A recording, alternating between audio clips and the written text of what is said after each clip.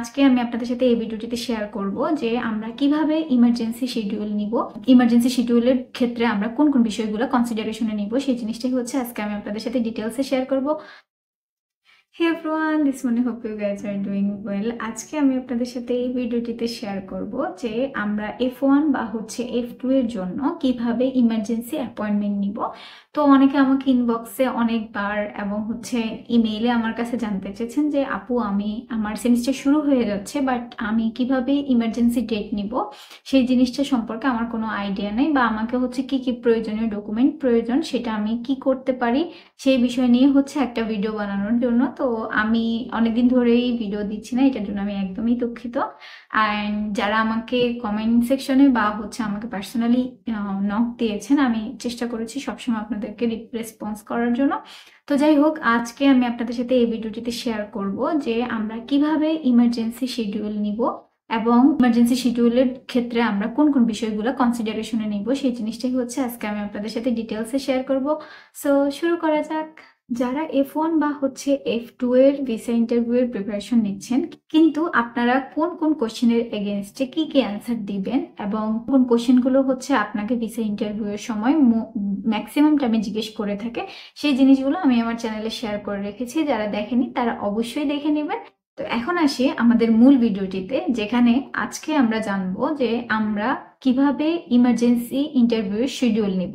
তো প্রথমে জেনে নেই যে ইমার্জেন্সি শিডিউল জিনিসটা কি, বা কখন আমরা ইমার্জেন্সি শিডিউলের জন্য আবেদন করতে পারবো।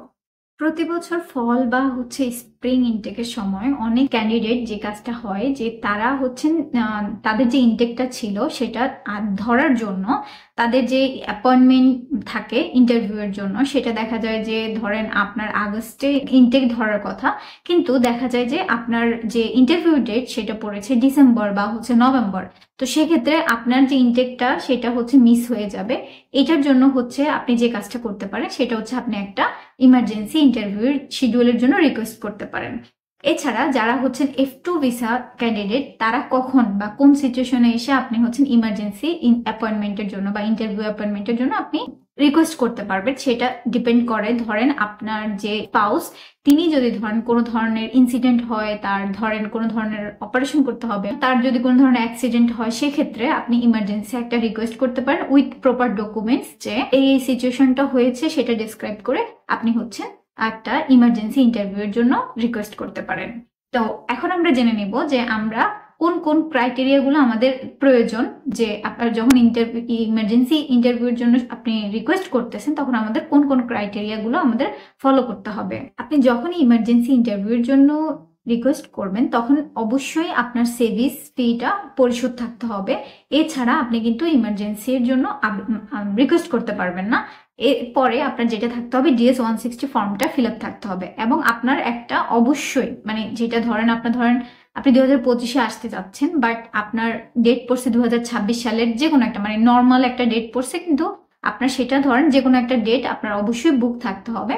তারপরে যে জিনিসটা আপনার প্রয়োজন পড়বে, যে আপনার কাছে একটা ভ্যালিড রিজন থাকতে হবে যে আপনি কেন ইমার্জেন্সি রিকোয়েস্ট করতে যাচ্ছেন। এইটা মাস্ট অ্যান্ড মাস্ট প্রয়োজন, যে আপনি ইমার্জেন্সি রিকোয়েস্ট আপনি সবাই করতে পারবে, বাট তার জন্য আপনার একটা ভ্যালিড রিজন থাকতে হবে। যদি তাদের কাছে মনে হয় যে আপনার রিজনটা ভ্যালিড, তখনই তারা আপনাকে ইমার্জেন্সি শিডিউলটা প্রোভাইড করবে। তো এখন জেনে নেই কিভাবে আমরা ইমার্জেন্সি রিকোয়েস্ট করব। এর জন্য আপনাদের যে কাজটা করতে হবে, ustravel.com ওয়েবসাইটে গিয়ে আপনার অ্যাকাউন্টে লগ ইন করতে হবে। আমরা প্রথমে যখন অ্যাকাউন্টটা তৈরি করেছিলাম সেখানে আপনাকে একটা আইডি এবং পাসওয়ার্ড প্রোভাইড করছে, সেই আইডি অ্যান্ড পাসওয়ার্ডের এগেনস্টে আপনাকে লগ ইন করতে হবে। এরপরে যে কাজটা করতে হবে সেটা ওখানে গিয়ে আপনি যখন লগ ইন করবেন তখন দেখবেন যে একটা ইমার্জেন্সি রিকোয়েস্ট অপশন আপনার ওখানে থাকবে। আপনি ইমার্জেন্সি রিকোয়েস্ট অপশনটাতে আপনি ক্লিক করবেন। এরপরে যে কাজটা করতে হবে, আপনার অবশ্যই I-20 ফর্মের স্ক্যান কপি থাকতে হবে। তো আপনি যখনই ধরেন ওই সিস্টেমটাতে লগ ইন করবেন, লগ ইন করার আগেই আপনার I-20টা স্ক্যান করে রাখবেন যাতে আপনি ইজিলি ওইটা আপলোড করতে পারেন। এরপরে আপনার একটা ভ্যালিড রিজন, মানে কেন আপনি ইমার্জেন্সি রিকোয়েস্ট করতেছেন সেটা আগে থেকে আপনি প্রিপেয়ার করে রাখবেন, এবং সেটা ধরেন মানে সংক্ষেপে এবং ক্লিয়ার রাখবেন যে আপনার রিজন কি।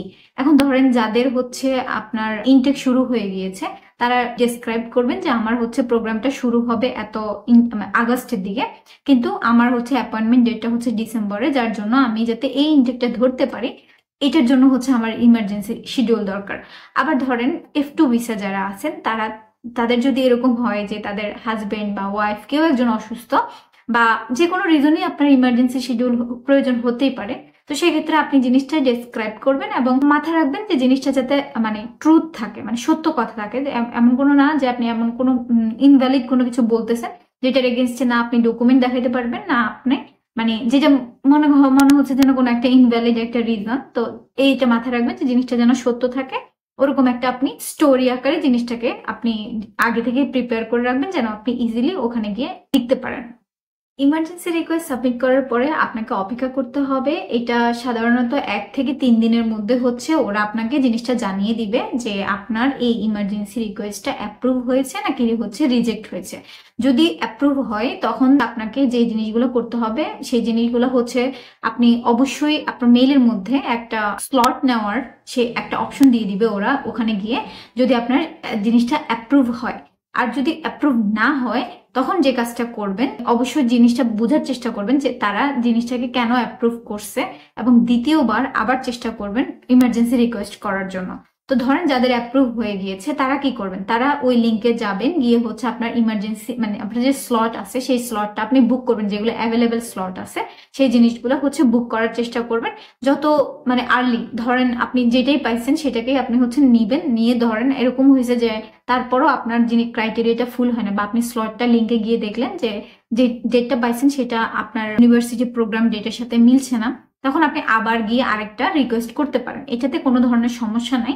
বাট ধরেন যারা হচ্ছেন একদমই কোনো ধরনের রিজেক্ট হয়ে গিয়েছেন, কোনো ধরনের মানে কোনো কিছুই তারা আপনার জিনিসটাকে মানে বুঝারই চেষ্টা করেন যে এটা আপনার ইমার্জেন্সি, তো সেক্ষেত্রে তারা কি করবেন, তারা হচ্ছেন আবার জিনিসগুলোকে চেষ্টা করবেন বুঝার জন্য যে আপনার এটা কেন রিজেক্ট করে দিয়েছে, এবং আপনি ডিটেলস ঘাটাঘাটি করে আরেকটু প্রপার ওয়েতে জিনিসটাকে সাবমিট করবেন যেন তারা আপনাকে জিনিসটা অ্যাপ্রুভ করে দেয়। তো এখন আসি যে আপনি 2 বা 3 বার হচ্ছে অলরেডি ইমার্জেন্সি রিকোয়েস্ট করে ফেলেছেন, কিন্তু তারপরও আপনার কোনো ধরনের ইমার্জেন্সি যে ইন্টারভিউ ডেট অ্যাপয়েন্টমেন্ট পাওয়ার কথা সেটা আপনি পান নাই। তো সেক্ষেত্রে আপনি কি করবেন, আপনাকে অবশ্যই মাথায় রাখতে হবে যে ধরেন আপনি ইমার্জেন্সি ডেট পান নাই, সাথে সাথে আপনাকে হচ্ছে ইউনিভার্সিটিকে জানাইতে হবে।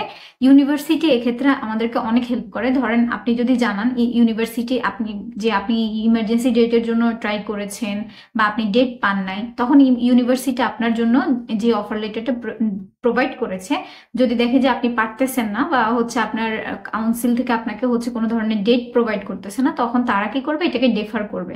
তো সাথে সাথে আপনার প্রথম যে কাজটা হবে, আপনি হচ্ছেন ইউনিভার্সিটিকে জানাবেন, মেইল করবেন, এবং তারা আপনাকে মানে যেটা সত্য কথা আমরা হয়তো বা ওখান থেকে বুঝতে পারি না যে ইউনিভার্সিটি এই সিলি ব্যাপারগুলোকে কিভাবে দেখবে। অ্যাকচুয়ালি তারা খারাপভাবে দেখে না, কারণ যারা ইন্টারন্যাশনাল স্টুডেন্টের জন্য বসে আছে তাদের কাজই হচ্ছে আপনার ইন্টারন্যাশনাল স্টুডেন্টদেরকে যে কোনো ওয়েতে তাদেরকে হেল্প করা।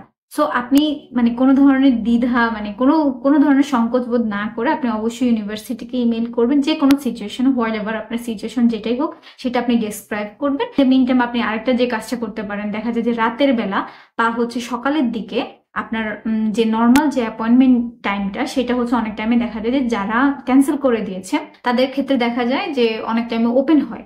তো এই কাজটার জন্য আপনারা যেটা করতে পারেন যে মাঝে মধ্যে পোর্টালটাতে রাতে অথবা হচ্ছে সকালের দিকে একবার ওপেন করে দেখতে পারেন। এই টাইমটাতে যদি আপনি কোনো স্লট পান অবশ্যই আপনি সেটা বুক করে নেবেন। তো সচরাচর এই কাজটাই হয় যে মানে যারা হচ্ছে অ্যাপয়েন্টমেন্ট ডেট পাচ্ছে না তারা রাতে অথবা হচ্ছে সকালের দিকে একবার ট্রাই করলে মানে আপনি যদি পান অ্যাভেলেবেল শিডিউল বা আপনার ভাগ্যে যদি থাকে অবশ্যই আপনি সেখানে মানে নিতে পারেন, গ্র্যাব করতে পারেন যদি আপনার সেই সুযোগ হয় আর কি।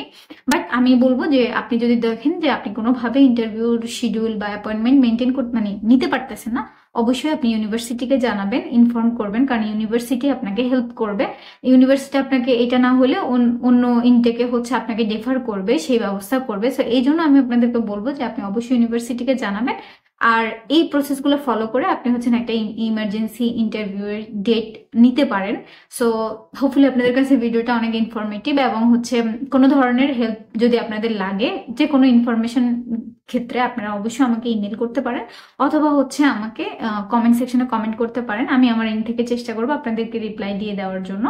আর আপনারা যারা হচ্ছেন ইন্টারভিউয়ের প্রিপারেশন নিচ্ছেন, কোশ্চেনগুলো কিভাবে কিভাবে মেক করবেন সেটা নিয়ে আপনারা বুঝতে পারতেছেন না, অবশ্যই আমি আমার চ্যানেলে সবকিছু শেয়ার করে রেখেছি, সব ভিডিওগুলা। তো ইম্পর্টেন্ট যে কোশ্চেনগুলো ম্যাক্সিমামটা আমি জিজ্ঞেস করে আমি সেগুলোর অ্যান্সার প্রোভাইড করে রেখেছি। যারা দেখেননি তারা অবশ্যই দেখে নেবেন। আর আপনাদের কাছে যদি কোনো ধরনের কোয়েরিজ থাকে অবশ্যই কমেন্ট সেকশনে কমেন্ট করবেন। সবাই ভালো থাকবেন, আমার জন্য দোয়া করবেন। আল্লাহ হাফেজ।